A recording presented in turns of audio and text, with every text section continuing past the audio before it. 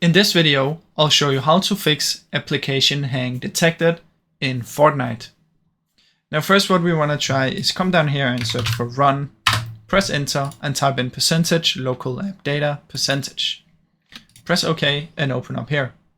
From in here you want to choose Fortnite game, saved, and delete your config folder.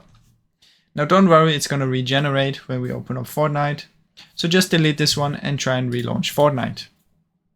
Now if this still doesn't work, what we can try is come down here on our Epic Games launcher, go to library, find Fortnite, click on the 3 dots and go to manage. And from in here click on verify files. Now see if this one works. If it doesn't, what you can do is launch Fortnite, go into your graphics settings and change the rendering mode to either DirectX, Direct11 or any of those and see if any of those work. Now last, if none of these work, what we can do is simply do a clean reinstall. So click here, uninstall, and then reinstall Fortnite. You can also try launching it as an administrator and see if that works. Now I really hope any of these helped you. If they did, please leave a like and subscribe as it helps me out a ton. Thank you so much for watching.